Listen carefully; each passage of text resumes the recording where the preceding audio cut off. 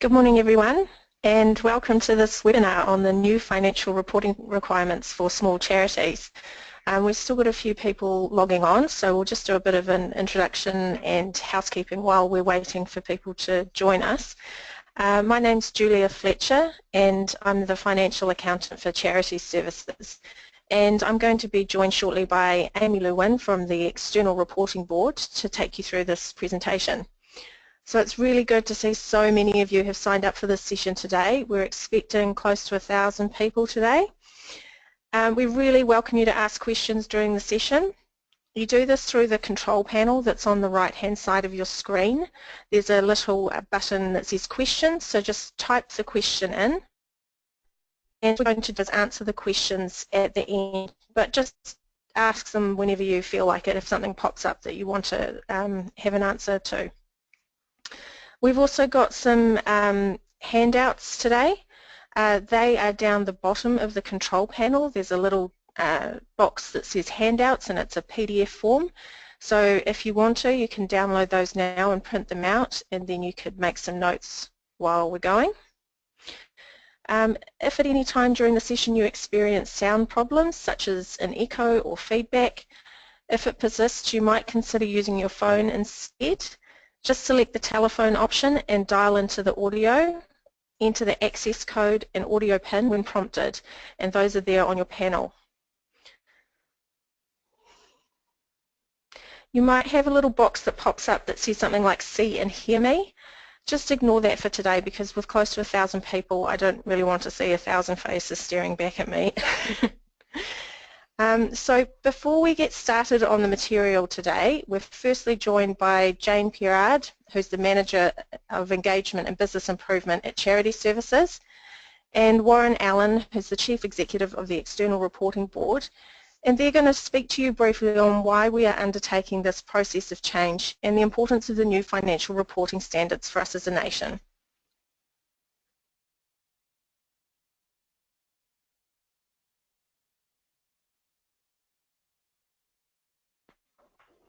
Hi, I'm Jane Pirard. From the Charities Services perspective, we're really pleased that the new accounting standards for charities are finally here, because we truly believe that this has enhanced the quality of reporting for charities in New Zealand. Up till now, as you probably know, there have been no minimum standards for charities' financial reporting, and this has meant that there's been a really diverse range in the quality of reporting. We've certainly seen that in the past few years.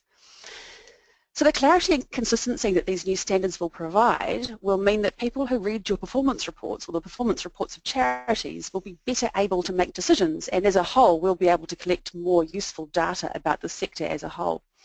And this is really important. Of course, we're making decisions at the government level about where resources are needed. At the same time, we acknowledge this is a huge change for charities and it will take some time. The standards will also help to promote better governance internally, as charities will be able to clearly articulate why they exist and measure their progress from one year to the next, and all of this helps to make New Zealand a better place for New Zealanders. So I'm really delighted that we're able to share this knowledge with you today. Thank you for taking the time to learn with us today, and I'm going to pass you over to Warren Allen from the External Reporting Board.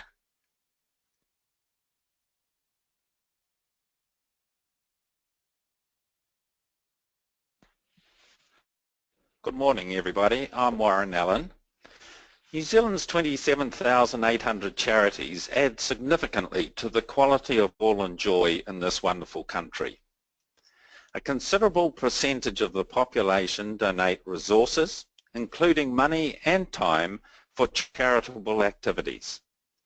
And we have witnessed a mammoth global change by the donating public, requiring higher levels of accountability and transparency relating to the use of their donated resources. Therefore, to maintain the vibrancy of New Zealand's charities, the compliance with this new accounting framework is critical.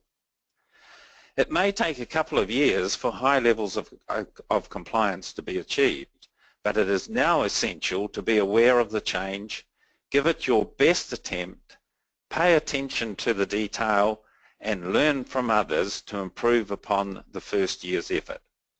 There are many avenues of help available to you all. Accountants are vital to ensure the benefits of this change are fully delivered, and I trust this webinar encourages you to embrace the change in charities' financial reporting and it will give you the opportunity to add real value to the charities you serve. Thanks for joining us today, and all the very best with the seminar. It's my pleasure now to hand back to Julia.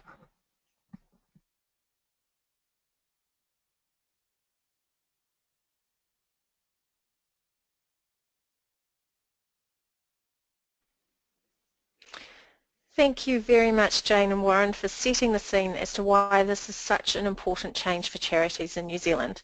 I've still got people logging on, so if you missed the very start, please feel free to ask questions as we go along. You do this in the control panel on the right-hand side, and we will answer as many questions as possible at the end. Let's get started with the material now. The new accounting standards for Tier 3 and Tier 4 entities have been written with the intention that both accountants and non-accountants will be able to follow them. Therefore, the main objectives of this webinar will be to ensure that you come away with a high level of understanding of what has changed and what to look out for. So our presentation will include a broad overview of the standards framework within New Zealand and the way changes for charities are part of the financial reporting review that has been underway during the past few years. The key aspects of the not-for-profit reporting standards that are different from older reporting standards, and we'll go over the new assurance requirements for charities as well. Remember, if we haven't gone into enough detail for you by the end of the presentation, you can always refer to the standards directly. I'm now going to pass over to Amy from the External Reporting Board, who is going to explain to us how we have arrived at this point and how it all fits together.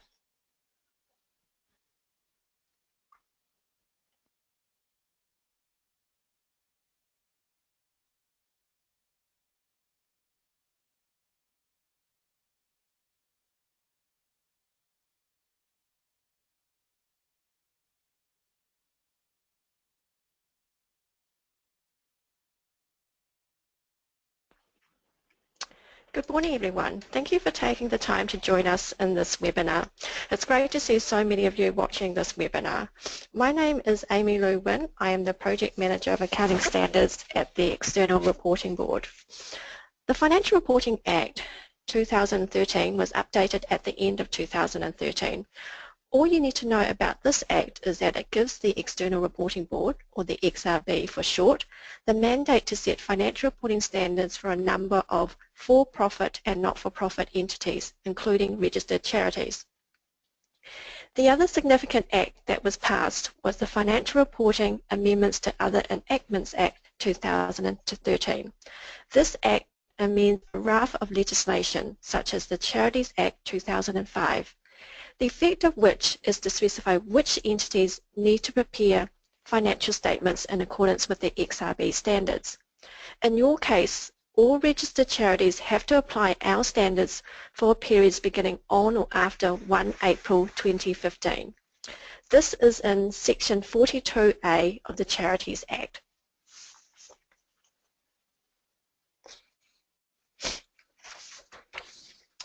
In New Zealand, we now have a multi-sector, multi-standards framework. This means we have different standards for for-profit and public benefit entities. Public benefit entities, or PBEs for short, is defined as reporting entities whose primary objective is to provide goods or services for community or social benefit, and where any equity has been provided with a view to supporting that primary objective rather than for a financial return to equity holders. A for-profit entity is an entity that is not a PBE. You are watching this webinar because the entity that you are involved with is a registered charity and by definition is likely to be a public benefit entity. There are 4 tiers of reporting requirements. The tier structure was developed to match the costs the benefits with the costs of preparing general purpose financial reports. As you go down the tier, the smaller the entity, the obligations become simpler and thus the compliance cost is reduced. The standard is different based on the tier that you are in. This webinar is for charities with operating expenses of less than or equal to $2 million. So this is either Tier 3 or Tier 4.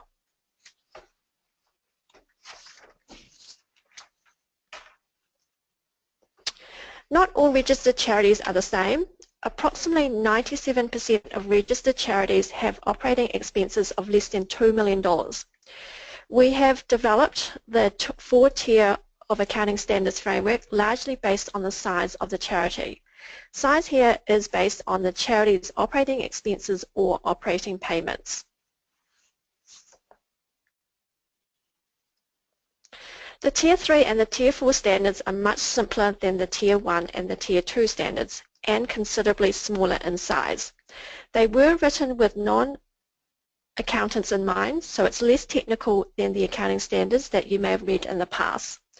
The Tier 1 and the Tier 2 requirements comprise 38 standards and 1 authoritative notice, being the PBE conceptual framework. In total, these standards are approximately 0 pages long. So if you compare this with the Tier 3 standard, requirements are even smaller with 18 pages. Tier 3 and the Tier 4 standards are based on research of transactions that not-for-profit entities commonly enter into. So we didn't develop these standards without proper research. If you elect a report under a particular tier, you need to apply for the whole. You can't choose requirements from different standards.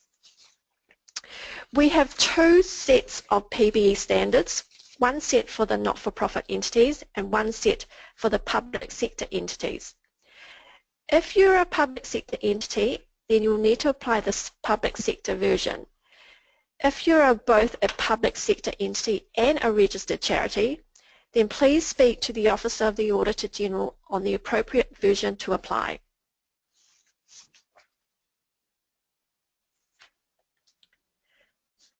The criteria for Tier 3 is total operating expenses of less than or equal to $2 million.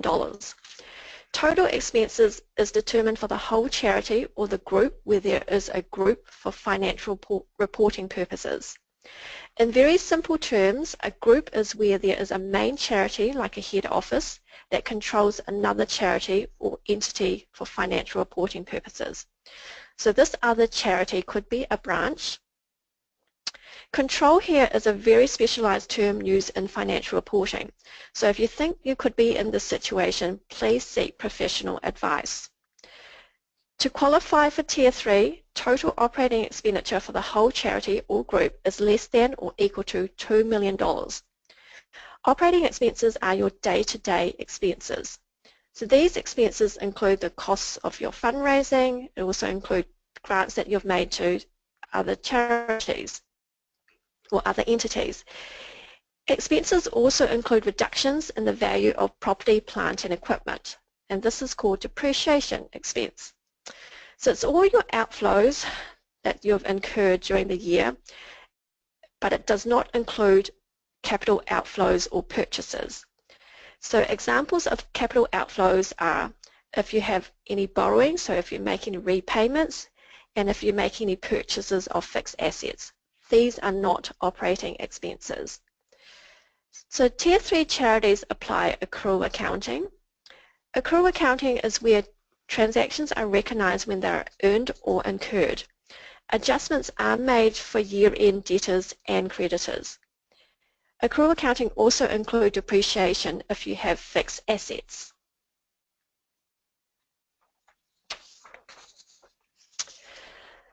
The Tier 4 criteria is total operating payments of less than $125,000.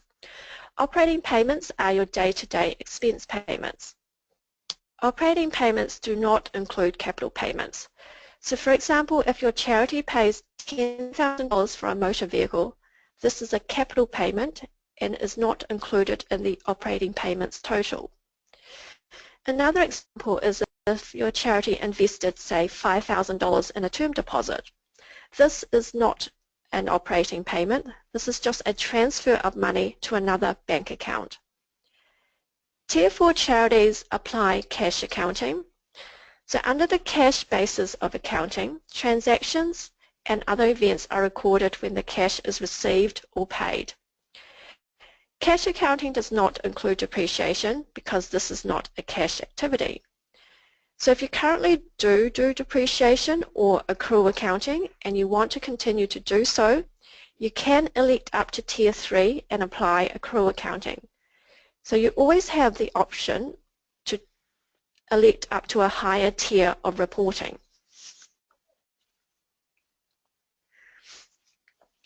The official title of the Tier 3 standard is Public Benefit Entity Simple Format Reporting Accrual Not-for-Profit. So this is quite a mouthful. For simplicity, we will refer to this as the Tier 3 standard. The Tier 3 standard is an accrual-based standard. Revenue and expenses are recorded when they're earned or incurred rather than when the cash is received or paid.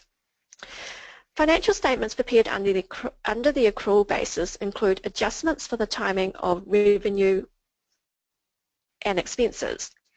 So they include items such as debtors, which is money owed to the entity, creditors and accruals, money owed by the entity, and depreciation.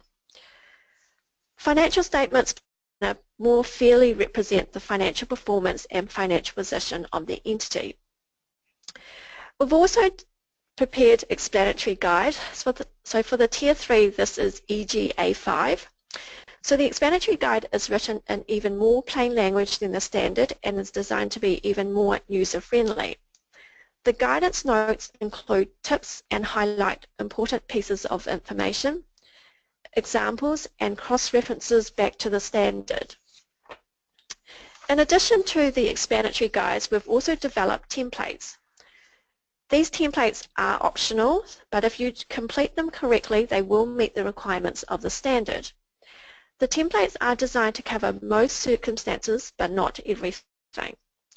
If there are other matters that are significant and necessary to include for users of your performance report, which are not provided for in the templates, then further details should be given by means of additional notes.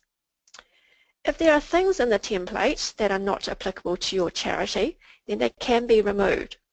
The templates are in PDF and Excel format.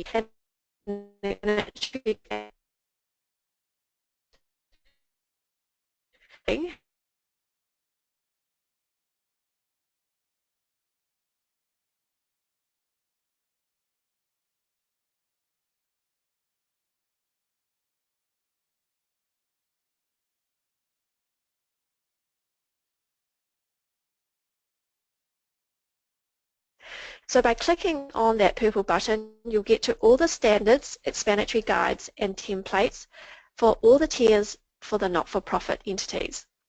So rather than clicking on the purple button and then scrolling to find what you need, we have made it easier for you by having quick links to the Tier 3 and Tier 4 templates on the right pointing to. When you get to the templates, above these are the explanatory guides and the standards. So we also have quick links to the frequently asked questions. I'll now pass you back to Julia, who will go through some of the requirements of the Tier 3 and the Tier 4 standards.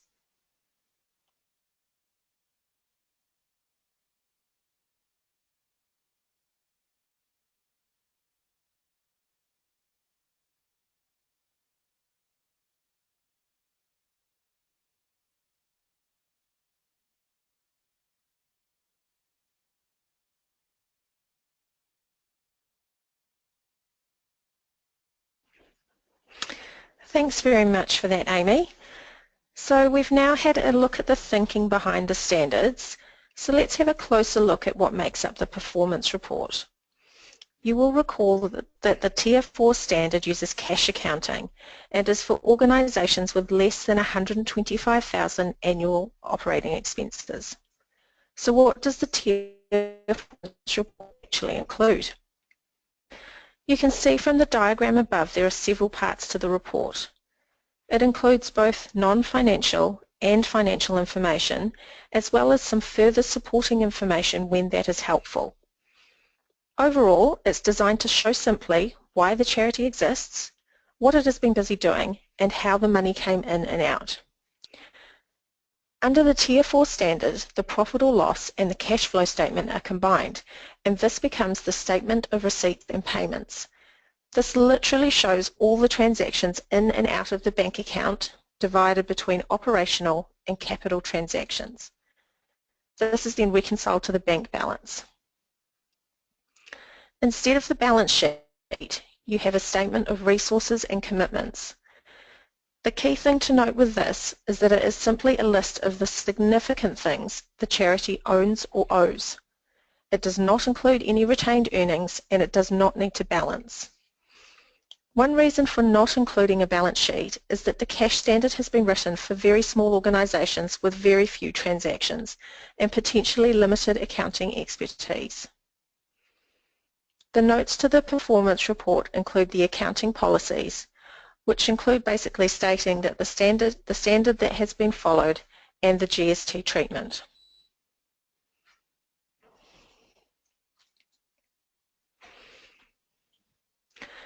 Remember that Tier 3 is for organisations with less than $2 million annual operating expenses.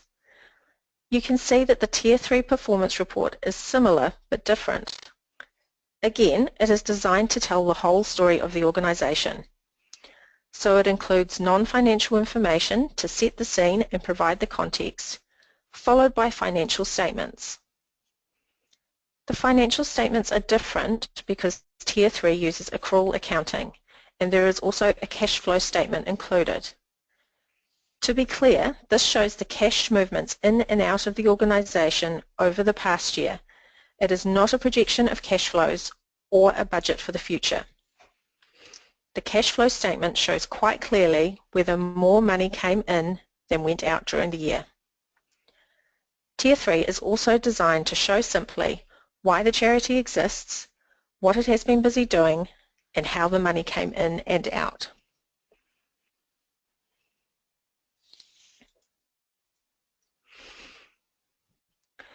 We'll talk a bit more about the non-financial information first. This comprises the entity information, who we are, why do we exist, and the statement of service performance, what did we do and why those activities. The purpose of including the non-financial information in the performance report is to tell the story of the organisation. It's that story that engages people to want to volunteer or donate. It's also an ideal avenue for funders to see the overall mission of the charity. Providing the entity information and the statement of service performance sets the context for the financial reporting, shows the awesome work that is done, and this document could also be used to showcase your charity.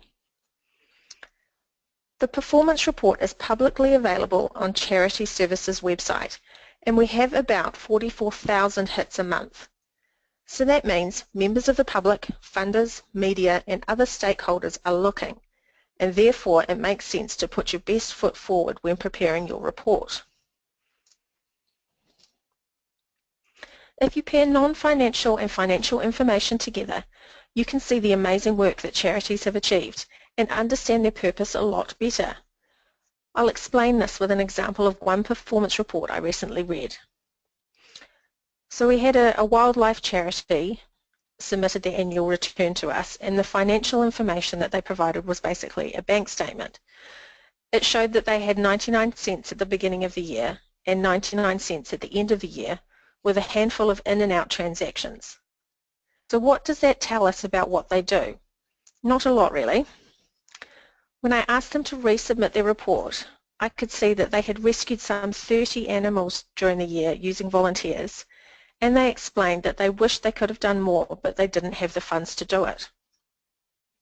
A full performance report illustrates to stakeholders that this group is active, and it shows how much work they have achieved on next to no money. Preparing the performance report is all activity for the charity itself, as it shows the importance of good record keeping, and they can look back on the year's work and see how much they have accomplished.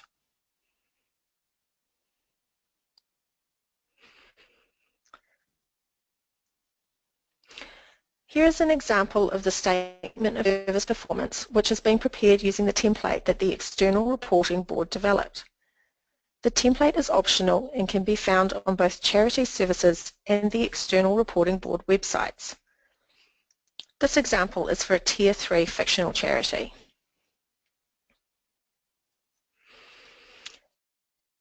Tier 3 and Tier 4 need to provide information about their outputs.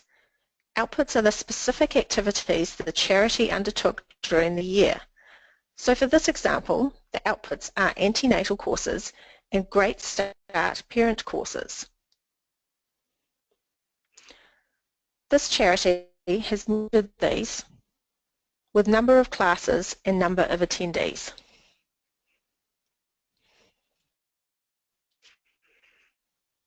Tier 3 charities are also required to provide an outcome statement. This is optional for Tier 4. This statement provides a high-level description of what your charity is trying to achieve. In this example, it is information and advice is available to help parents make informed choices for birth and parenting. Families receive postnatal support and opportunities to network with other parents. The outcomes are not a description of what you have done during the year, they are what you are trying to do.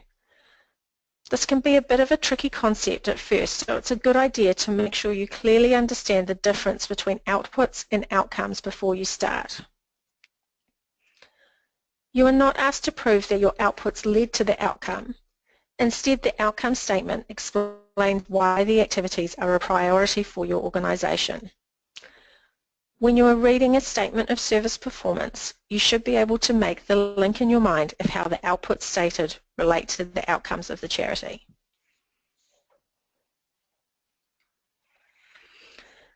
You will notice that there are some red asterisks in the example template.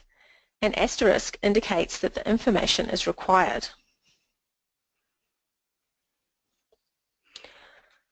You will note that the budget column does not have an asterisk. This means that you do not need to include your budget if you choose not to. There is also an exemption in the first year of using the new standards from restating your prior year numbers. So even though the last year column in this example has an asterisk, you do not need to complete this column in the first year if you don't want to.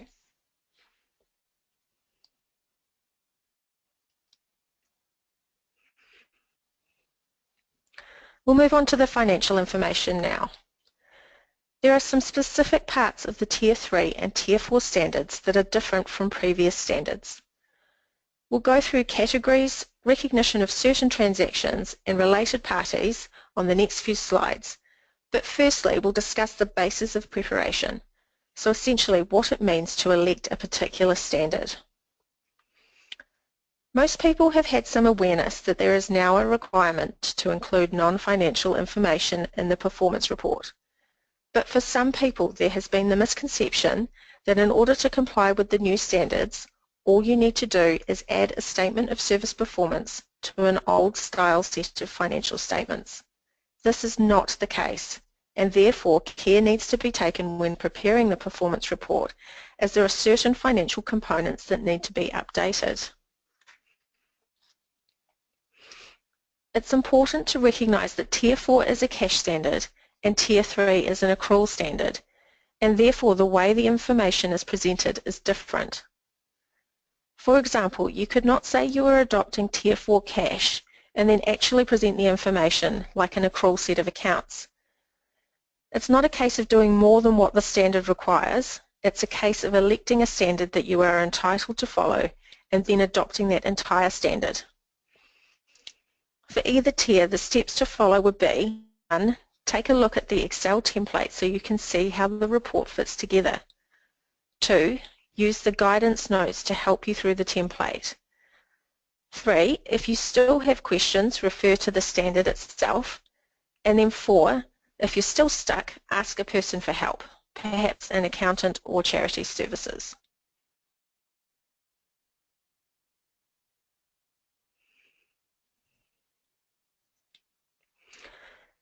One of the key features of the new standards is that there are minimum categories for the money coming in and going out of your organisation. This slide shows the minimum revenue categories for Tier 3 and receipt categories for Tier 4.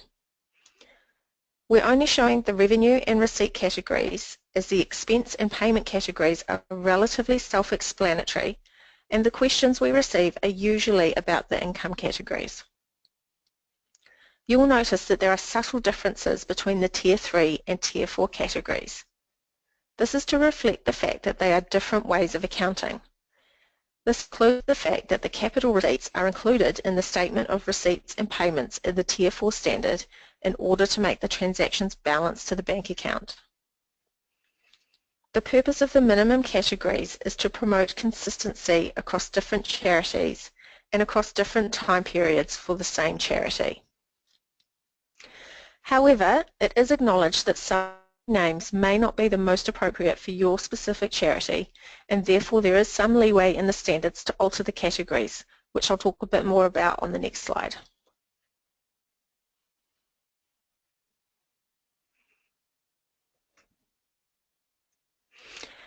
There is scope to tailor the categories to your organisation. However, it is really important to maintain the intended purpose of the minimum categories. The categories have been specifically written in order to give the reader an understanding of by how much the charity is self-sufficient versus reliant on external funds, and also give a sense of what the money raised is used for. For these reasons, it's important to maintain the integrity of the categories and not mix them up. For example, you must keep separate money received from members versus non-members, and you wouldn't mix up your income from fundraising with your interest income because they are in two different minimum categories. You will also notice that there is no minimum category for grants. This is intentional, and therefore you cannot just add a category for grants without thinking about what each grant was for. We'll go into grants a bit more on the next slides because this is an area that has changed quite a bit.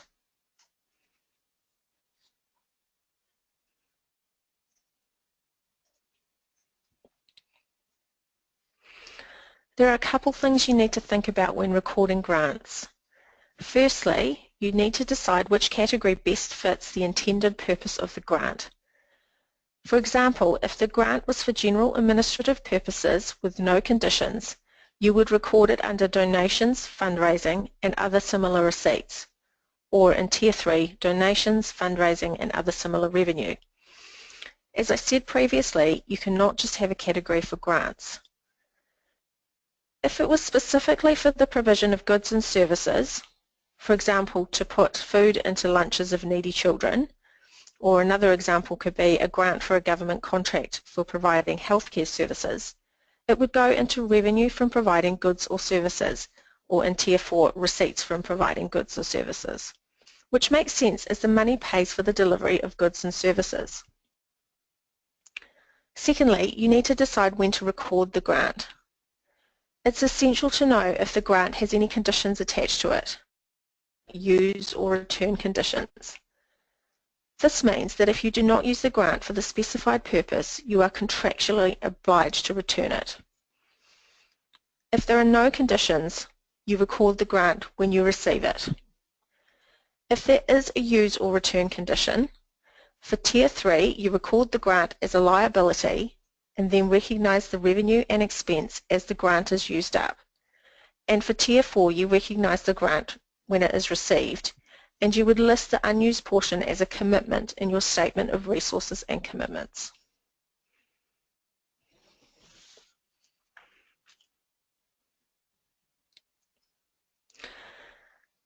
This table summarises which category to record grants under and when you record the grant as revenue or as a receipt. This is different from previous ways of accounting for grants, where you might be familiar with matching the grant income and expenses. This is a key change, so you now only record the grant as income in advance or as a liability when there is a control obligation to use or return the grant.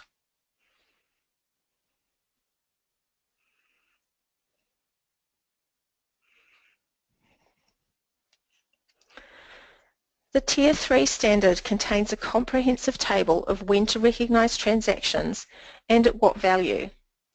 The guidance notes also offer additional explanation to help. I've just selected a couple of transactions which are particularly relevant and have been tricky in the past for charities trying to apply previous standards. The new Tier 3 standard makes it much easier in that you do not have to record things that you really can't find an appropriate value for. For example, donated clothes for an op shop.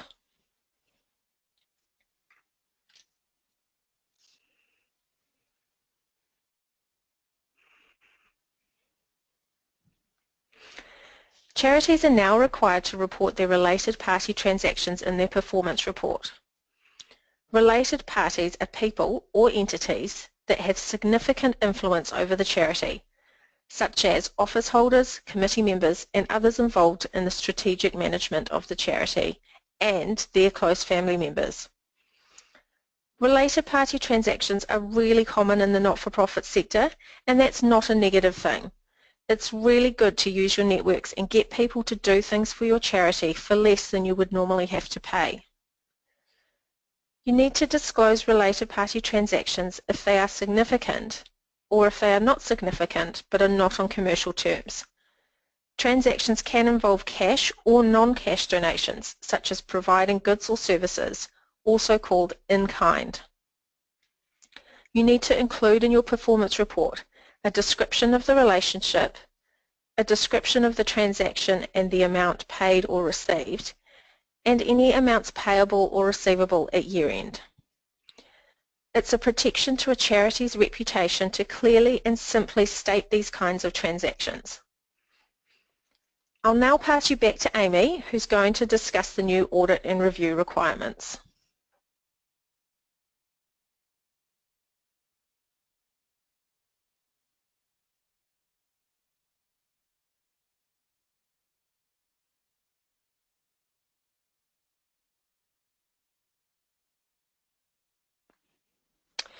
So far we've been talking about the standards developed by the External Reporting Board that guide your reporting to charity services.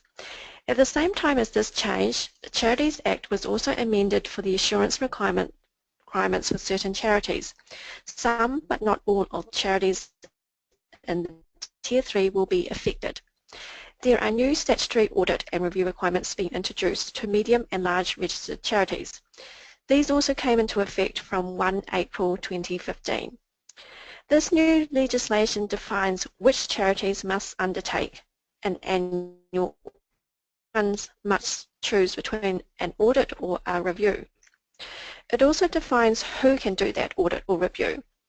So if your charity has operating expenses of greater than or equal to $500,000, then the performance report shall be audited or reviewed. If your operating expenditure is greater than or equal to $1 million, it shall be audited. Under the changes, statutory reviews or audits can only be provided by qualified auditors. The legislation says a qualified auditor is a chartered accountant or a licensed auditor or a member of another association of accountants outside of New Zealand.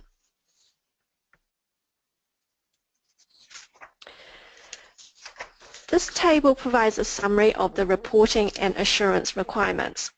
Please note the criteria for reporting and assurance is not the same.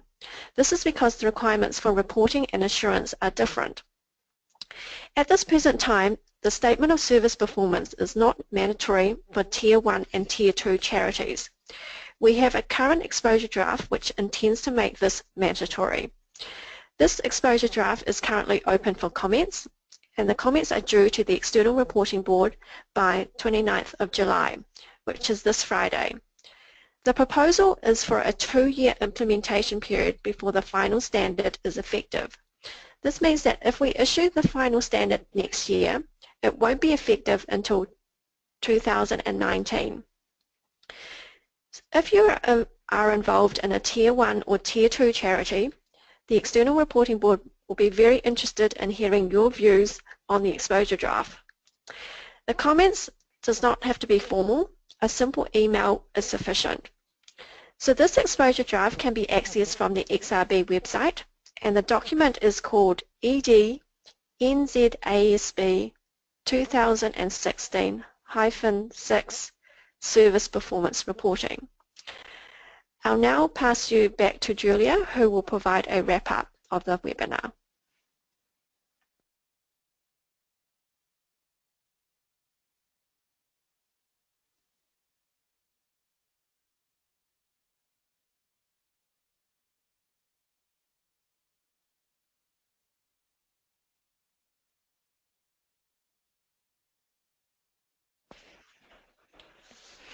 Thank you very much, Amy. So before we finish up today, I'll just let you know that there's plenty of additional help available to you. We have lots of guidance on our website, including videos, tutorials, templates and guidance notes, and I'll show you where to find it all on the next slide. People can help you too. Email or ring us. Our contact centre are trained to help you, or if they are unable to assist, they will refer you through to me.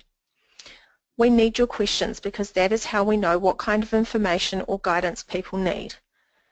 This is new to all of us, so please don't be shy. If you have a question, you can guarantee that lots of other people have the same or similar.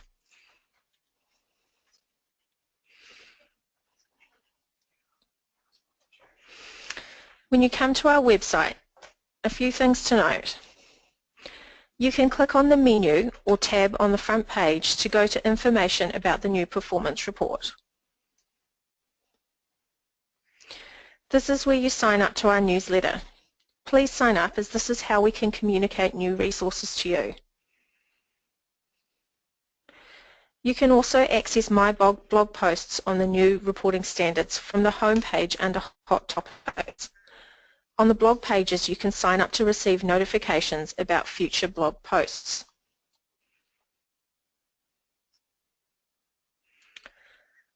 So we're going to go through some questions now that people have asked during the session. And if we don't get to your question today, we're going to collate all the questions that we've been asked, and we will, from all of the sessions that we're going to do, and then we will post them on our website soon after the webinar series is finished.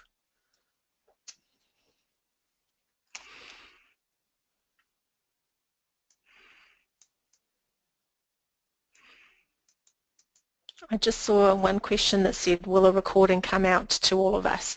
Yes, in about 24 hours time you should receive an email that has a recording of today's session, and then when the series is finished we'll also be posting a video of the webinar on the YouTube channel, and there will be a link on the Charity Services website.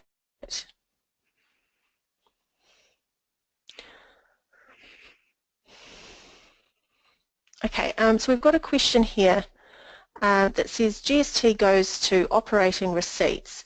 Doesn't seem to make sense, as GST is not a cost or income, and putting it into operating receipts affects the operating surplus or deficit. We would have thought it was a capital receipt, as it is the difference between the operating and closing amount owing for GST. I would say that you've got a couple of options here. One would be that instead of reporting your whole report on a GST exclusive basis, what you could do, even if you are registered for GST, is to report on a GST inclusive basis, and you just make a note in the notes that that's what you've done, and then you wouldn't have this leftover amount owing or amount receivable of GST at the end. However, I would say that it is an operating expense because it's usually on your operating expenses. I suppose if you really wanted to, you could split the GST between operating expenses and capital, but I think for simplicity, that's the reason that it's under operating receipts or expenses in the standard. So just try and keep it simple for yourself, really, whichever option is best for you.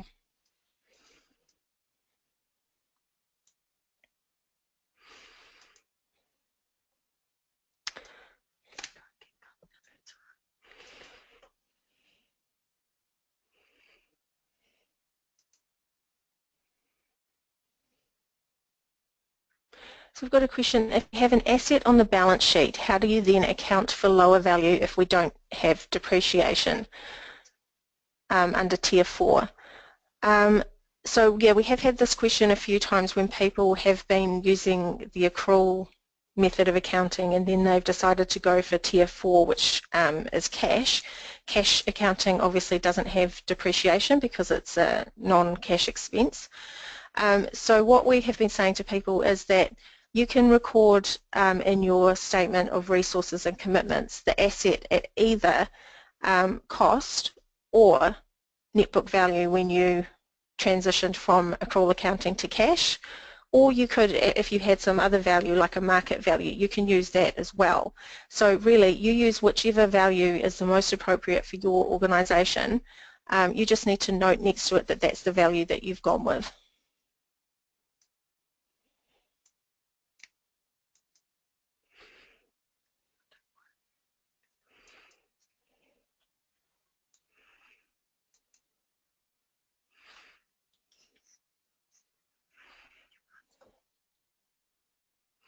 Sorry, we're just looking through the questions to find some good ones.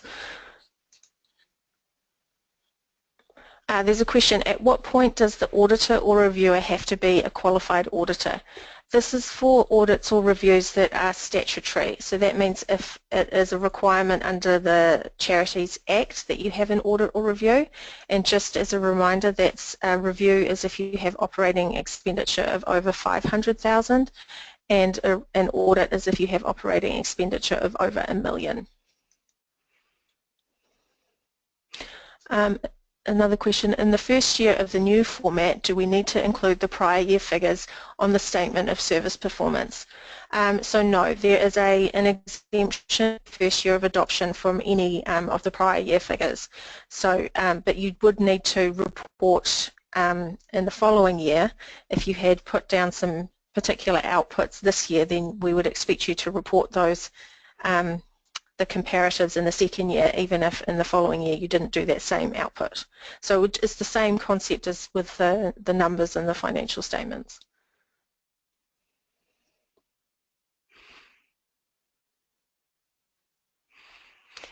If the organisation falls into Tier 3 by reference to value of expenses, does the council of the organisation still need to elect to be in Tier 3?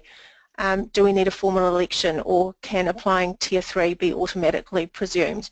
I think for best practice, that is what I would do. I would present, if I was on a board, I would present that to the committee and say, we are entitled to use Tier 3 because we have less than $2 million expenses, and I would get the committee to formally adopt that, because you always have the option of going up to Tier 1 or Tier 2, so it's not automatically presumed. You have to elect the correct tier that you're entitled to use.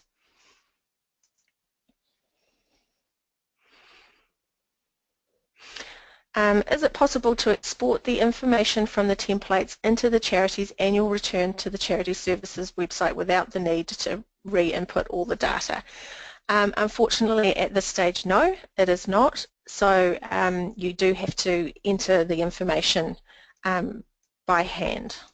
And the reason for that is that there's such because there is some scope in the standard to amend the categories and give different names and things, and so it would be really difficult to build a computer process that could map all of that information, because it's there is room to put your own categories in.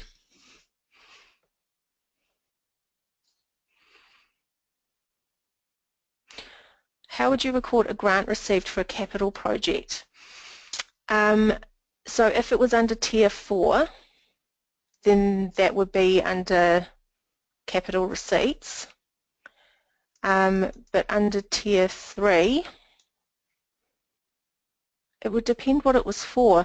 So if it was to, for example, to build a building that you were going to host services out of, say for example you were going to build a hall and you were going to have classes and things like that in there, then that I would say would go under money received for goods and services. So it's quite specific on what exactly the capital project is, so you need to have a think about what is the end result of that capital project.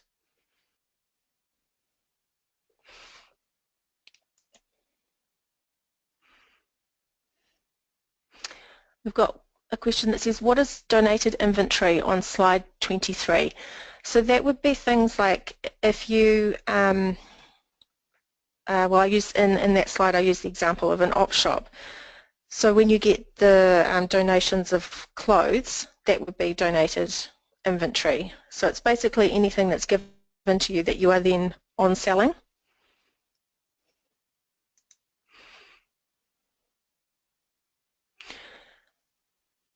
Can we be guided to a couple of good Tier 3 reports based on the new reporting standards which have already been uploaded onto the Charities website? We've actually got a couple of fictional examples which we've recently loaded onto the Charities Services website, and that's probably a good place to start, as it can be a bit tricky to find which organisations have already filed their annual returns yet. So I would start with that. Go to Charity Services website and have a look at the fictional examples first.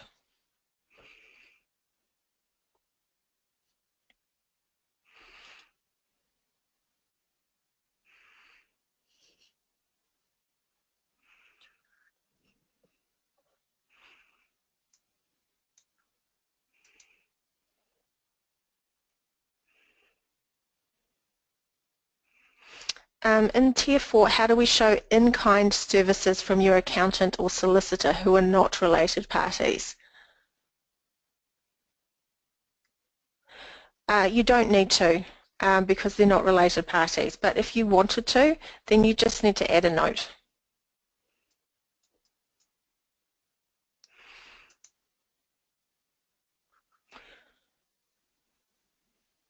When is it volunteering rather than a skilled person doing pro bono work? Again, it comes down really to the related party question. So mainly we want you to disclose it if it is a related party, but it's like the question that I just answered. If you wanted to disclose it as additional information, then there's nothing stopping you from doing that.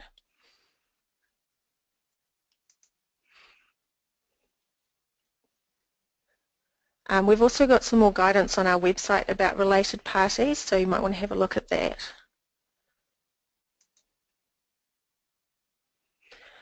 Audit and review requirement. Is there no review or audit requirement for operating expenditure less than 500,000? Legislation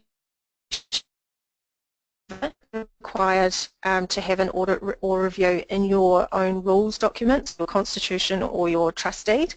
So if it says in there that you need an audit or review, then you should be following your own rules. Additionally, you might find that some funders who give grants have other requirements for audit and review, so it pays to check the conditions of your grants as well.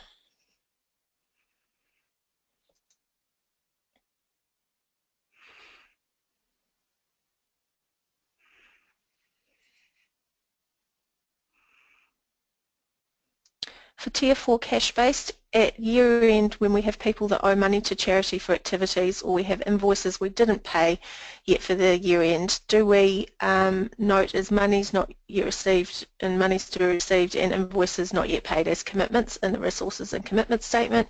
Yes, that's exactly right.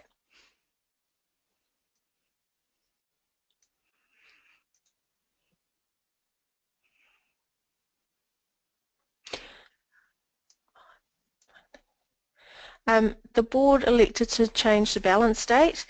Do we get an approval from IRD or Charities Commission beforehand, and what are the requirements? This will change accounting for GST as well.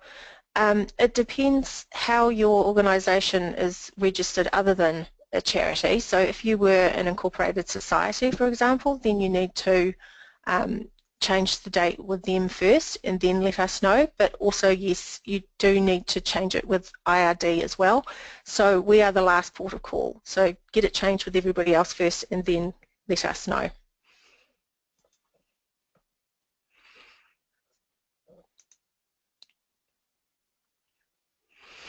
Can a charity move tiers if their amount of operating payments change downwards?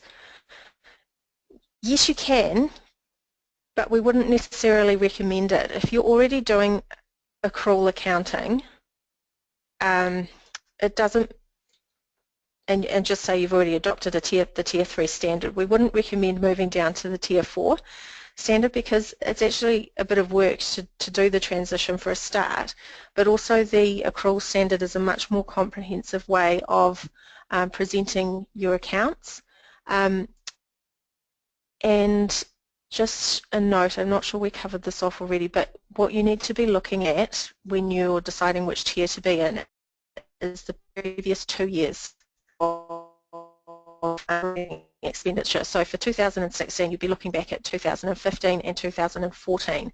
So those are the 2 years that you need to look at to see which tier you can go into.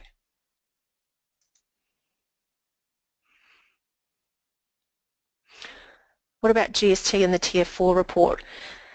So we've spoken a little bit about this already.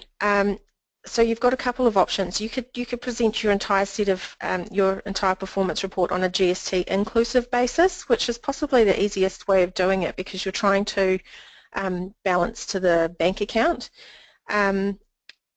Otherwise, you could do it on a GST exclusive basis, and then the balance of GST, which would be all of your inputs and outputs, and whatever's owing at the end of the year, that would go in either operating receipts or operating payments at the end of the year.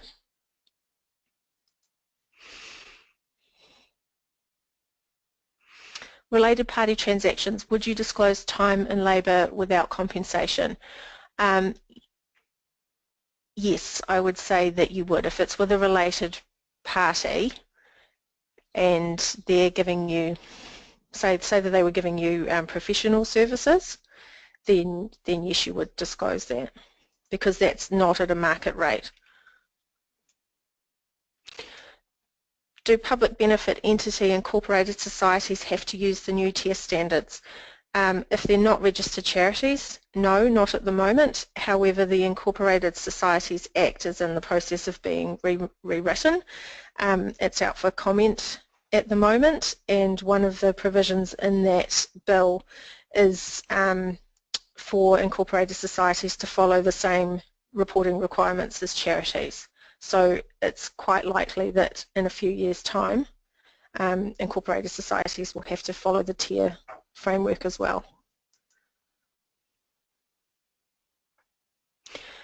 How do you present the restatement of comparatives? Is there any examples?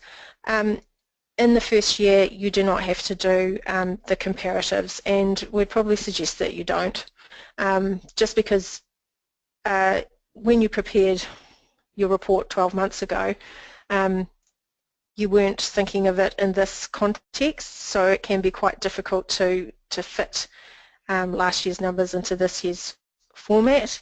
The standard says that you should attach a copy of last year's financial statements to this year's performance report. However, if you're submitting to charity services, we've usually got that information on our records already, so we're not asking you to do that again. How do I get a copy of today's workbook? If you look on your control panel on the right hand side, there's a tab near the bottom called Handouts, and in there, if you drop down the little menu, there's a PDF document, but we will probably post these slides on our website in a few days' time as well.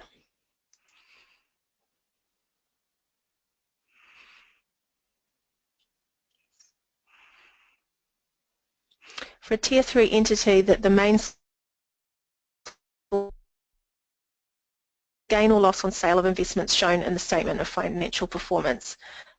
Yes, and that would be revenue from dividends, interest and other investment revenue.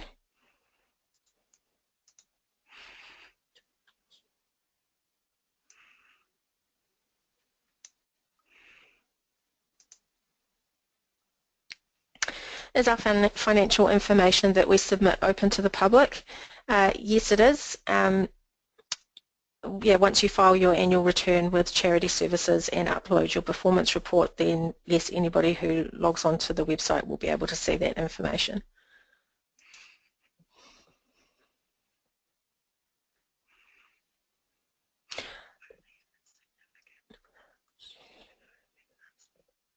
The related parties is confusing to me. Do I have to disclose all my board members and their family members, or only those that influence grants, etc.? So you're only disclosing when there is a transaction with a related party for a start. So the classic example is if, say, you've got the chairman of the board and the chairman's wife owns, say, an event company, and the charity decided to use the chairman's wife's company to put on an event. So that's a related party transaction because the chairman has influence over the board and his family member is the person that you're having the transaction with, and it would likely be a significant value. So that's the kind of thing that you would be disclosing. So if there aren't any transactions between related parties, you don't need to list anything there.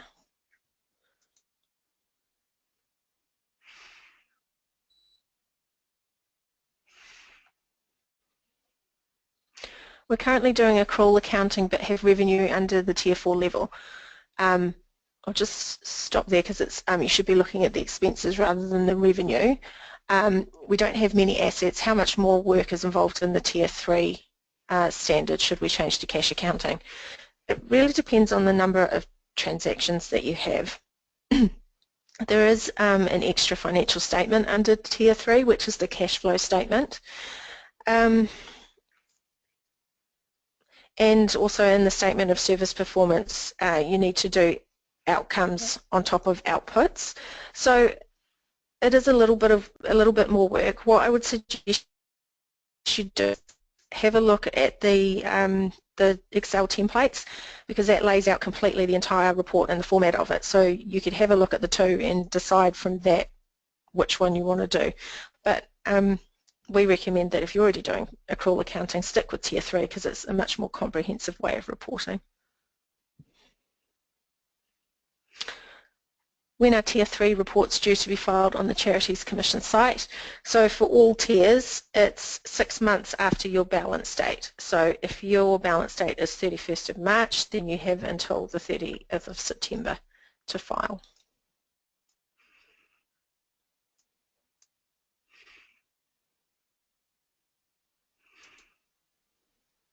Do you think it's likely that charities will require 2 accounting systems to comply with these standards and do their management reporting?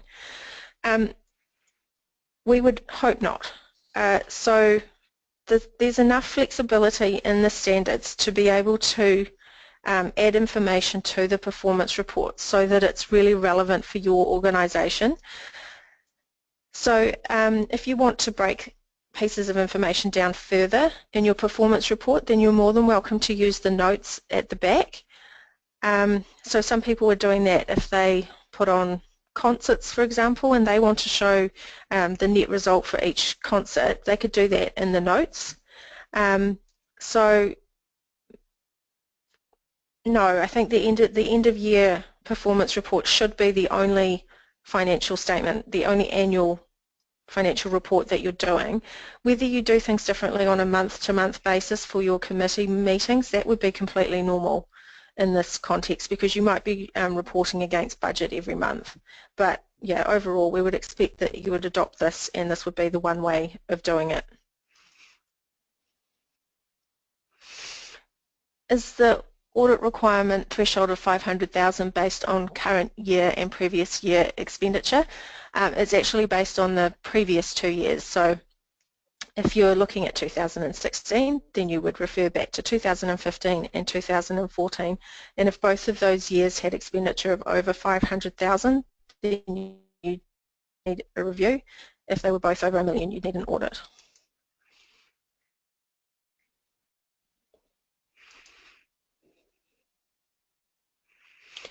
Can a church give funds to its own members who are in financial difficulty and this would be recorded as an expense?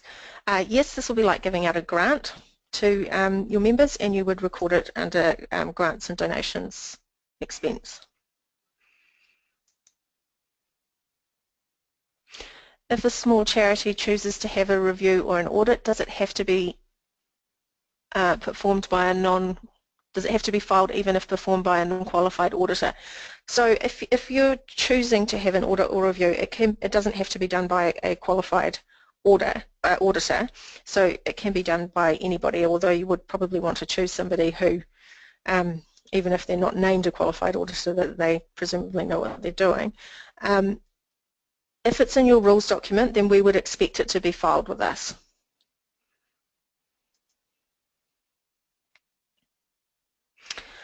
Are there different rules for public benefit entities, public sector? Do they need to provide a statement of service performance? So there's two sets of standards under the public benefit entity banner. There's public sector entities and there's not-for-profit entities. So for the public sector ones, they only have to do a statement of service performance if it's required under legislation. So you might have several different pieces of legislation for public sector entities, so it depends on the relevant legislation for that type of entity.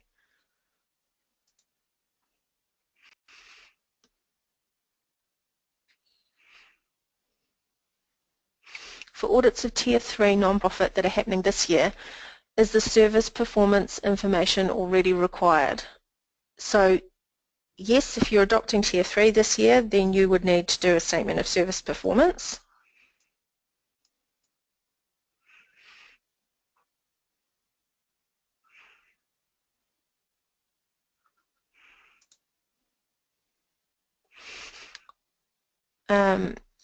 We have a situation where the charity is under $500,000 of operating expenditure and therefore no audit or review is required under the Charities Act.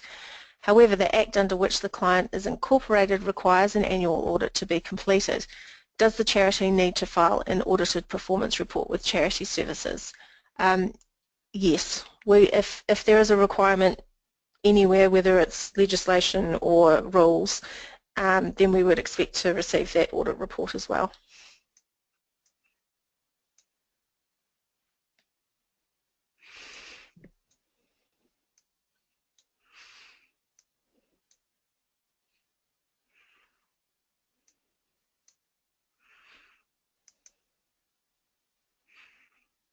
If a mandatory disclosure in the Statement of Service Performance clearly does not apply, can we note not applicable? Well, if it's a mandatory disclosure, so in the Statement of Service Performance, the only two things that you need to report on are outcomes and outputs. So that's for Tier 3 or Tier 4, you'd only have outputs. So it would be unlikely that it didn't apply unless you'd had done absolutely nothing during the year, in which case you would just need to say that you had done nothing during the year and possibly offer a reason as to why you hadn't done anything. Because somebody reading your report would be thinking, well, why is this charity here?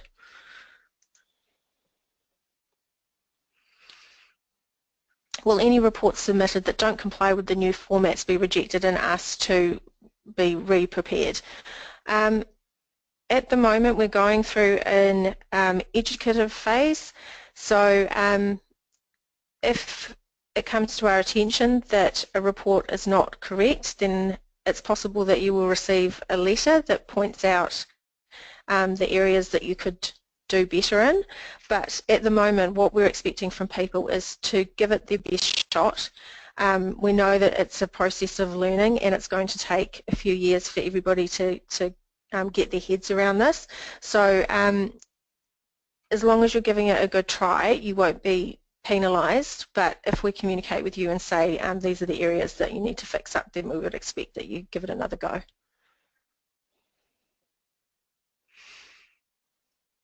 If income is received but not yet used, and there's no contractual obligation to repay the income for Tier 3, can this be treated as income in advance? No, you can only record it as income in advance if there is a contractual obligation to repay. Is the 0 Tier 4 report okay to use? Yes, it is. And if you are on 0 and you're associated with an accountant, then why not use that template that's in the 0 Practice Edition, because it just it's a whole lot less work. You wouldn't have to re-enter all the numbers into a spreadsheet or your own format. So we're more than happy to receive 0 format reports. There's also a template in MYOB in the Accountant's Office package. And also, if you're not associated with an accountant but you want to use an electronic form of reporting, you could have a look at CALXA, C-A-L-X-A, and that's a piece of software that links with several different reporting accounting packages, and you can produce a performance report from that.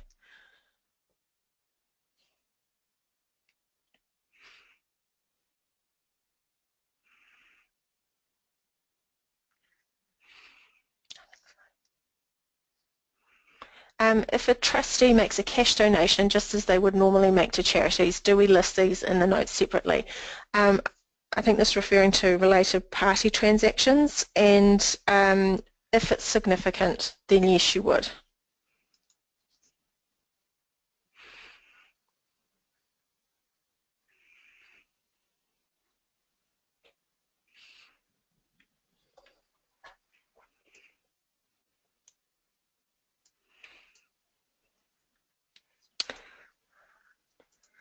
Do you just keep the value of the assets in the schedule of resources at net book value at the start for the same each year, or can you reduce it each year? So reducing it would indicate that you are depreciating it, and under the Tier 4 standard there is no depreciation because it's a cash standard only. So yes, if you transition to Tier 4 and you recorded your assets at net book value, then you would keep it at net book value until you disposed of the asset. Can a basic review be done by a non-qualified accountant for a charity under 500,000?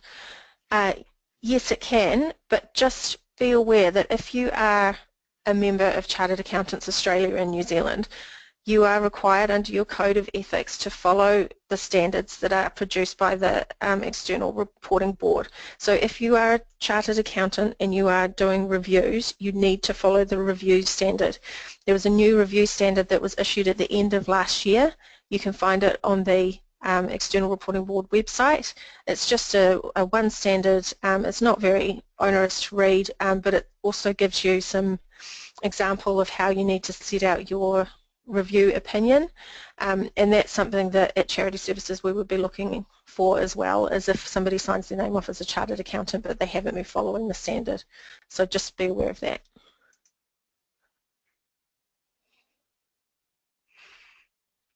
If no audit or review is required by law but the charity is opted to be audited, is the statement of service performance still required to be audited? No, actually. So if it's an optional review, so not a statutory one, and you engage an auditor or a reviewer, you can specify that the statement of service performance and the entity information is excluded from the audit if you want.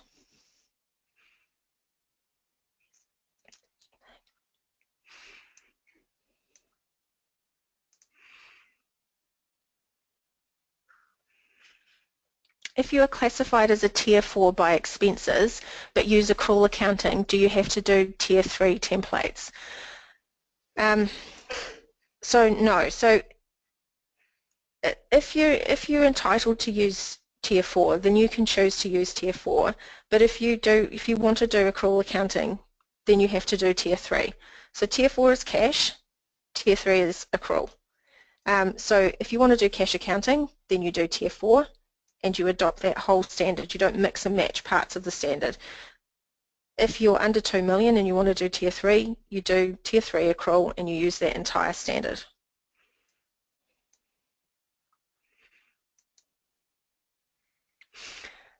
If we accidentally caught the tail end of one webinar, how do we get linked to the start of the webinar we're supposed to be part of? If you want to listen in again, we're doing this again at 1 o'clock this afternoon and at 7 o'clock tomorrow evening. Just go back to the original invitation and you can sign up to one of those ones. Otherwise, we will be sending everybody a recording of this webinar within 24 hours, and we'll also have a recording up on our website at the end of the series.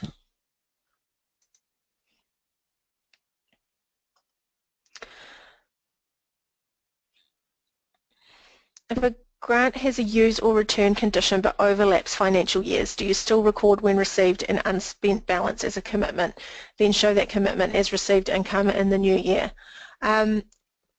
So yes, but you would only show it as received income as you were using it up. So the default position is that if it's got a use or return condition, you firstly, when you receive it, you record it as income in advance or whatever other name you want to use by it, and then you recognise it as you spend it. So it would be equal amounts of income and expense as you use it up, which by default would reduce the liability. Is the statement of service performance a must for Tier 4 organisations? Yes, it's a must for both Tier 3 and 4. The only difference is that Tier 4 only has to report outputs, but Tier 3 has to report outputs and outcomes. For the statement of cash flows, do we need to do actual last year column? No, you don't. For the entire standard, there's an exemption in the first year of adoption from doing the last year columns. However, to make it balance, you will need to enter in an opening cash balance, which you will take from your last year's accounts. Do you see in the future Tier 1 and 2 also having to report outcomes and outputs? Yes, and there's currently an exposure draft on issue which is discussing this very thing. Have a look on the External Reporting Board website for that exposure draft. Comments for that close this Friday, so if you've got strong opinions about that, then please do drop the XRB a line.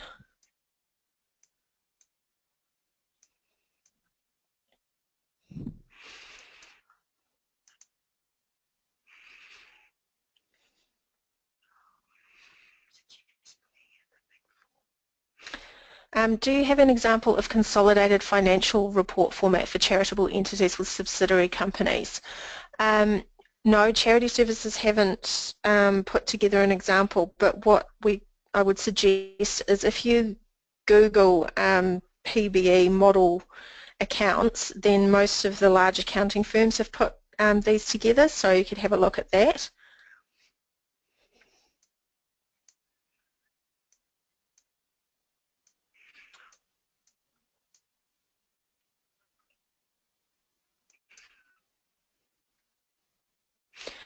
If your organisation was only established 4 months before the end of the year and has no bank account and no accounts and no transactions, what do you do?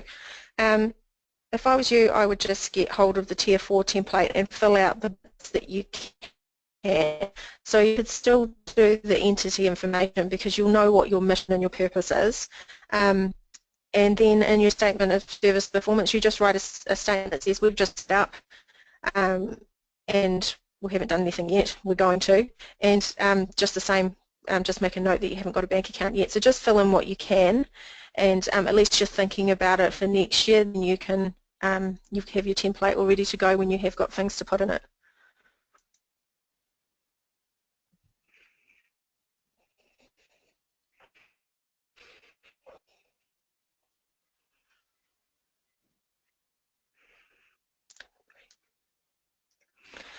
Where on the Charities website do we find the example performance reports that we mentioned just before?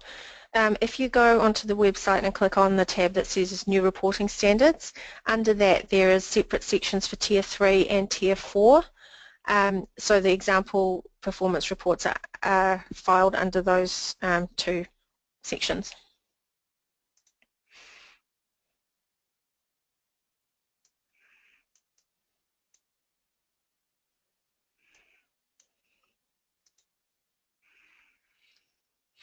Do these reporting standards apply to not-for-profit organisations who are not registered with the Charities Commission?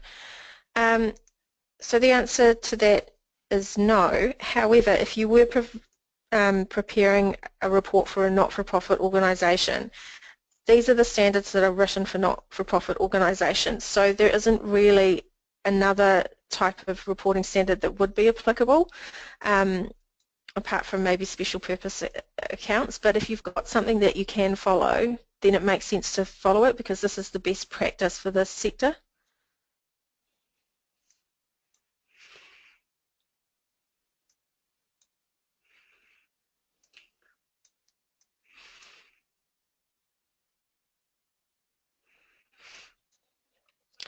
For a Tier 3 sporting entity that holds events for members and non-members, do the entry fees now need to be split between member and non-member revenue?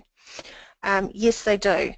And that would be for any kind of event that you have that has members and non-members. So we've had the classic example of a quiz night, so revenue from members and then revenue from members of the public. So yes, as best you can, split that between the two. You might not have an exact dollar value because that can be a little bit tricky, but an estimate, so say you thought it was 25% members and 75% members of the public.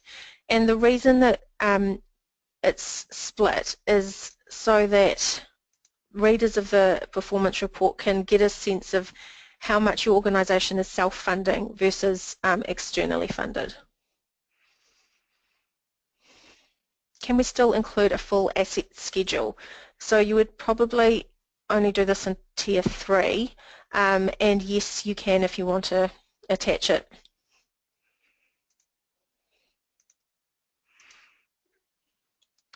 Is there a materiality threshold for related party disclosure?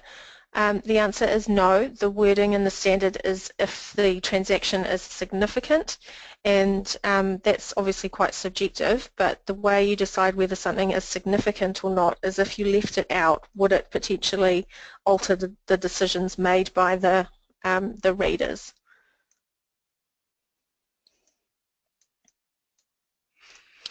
We've got quite a lot of questions coming through about related parties, so I won't answer them now, but what we'll do is we'll put a decent sort of answer in the questions at the end when we collate them. What happens if you cannot file within the 6-month time frame? Please get in touch with us and let us know, and we can possibly grant you an exemption, not an exemption, an extension.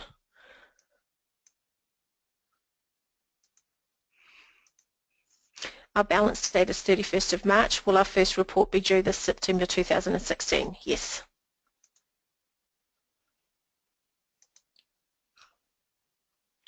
It's not obvious where the Excel templates are on the XRB site. It might be easier to find them on the Charity Services website. I'm getting told off for saying that. If you go to, I know the Charity Services website better than the XRB one, obviously. So if you go to Charity Services website, click on New Reporting Standards, and then under Tier 3 or Tier 4, you'll be able to find them there.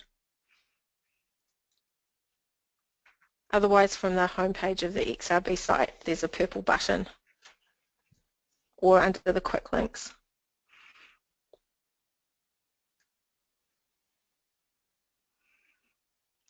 So we've got a question. So a chartered accountant can just import the receipts and payments account prepared by their accounting system, only if it's specifically set up to be compliant with the template. So Xero has a PBE template, and so does MYOB. You can't just use like the exempt report under Xero because it doesn't take into account the categories. It doesn't have a statement of service performance, and if you're doing Tier 3, it might not have a cash flow statement. So yes, you can use your accounting package as long as it's specifically set up for it.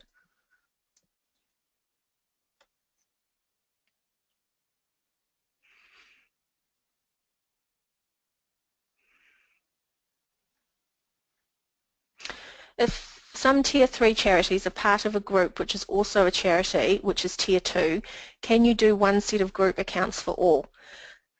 So if For each charity that is registered individually with Charity Services, we expect a separate performance report for each of those. If, however, you have the situation where an entity controls other charities and therefore you'd need to consolidate, you could apply to Charity Services to make those charities into a group, and we can set the reporting requirements so that you only have to file one set of consolidated statements. So if you've got that situation and you want to try and make it a bit simpler for yourself, just get in touch with us and we'll see if that would be an applicable thing to do for you. We're just going to do one more question quickly because we're running out of time.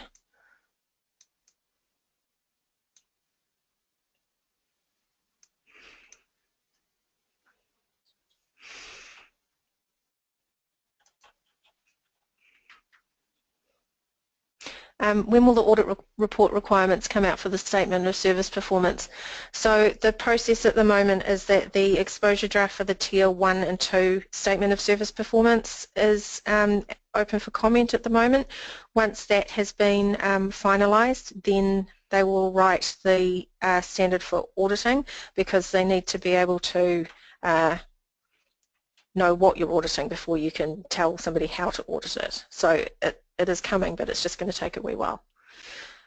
Okay, so I think that's all the time that we've got for now. So we might not have got to your question today. So what we will do is we're going to collate and publish all your questions from all 3 of the sessions on our website soon after the series is finished.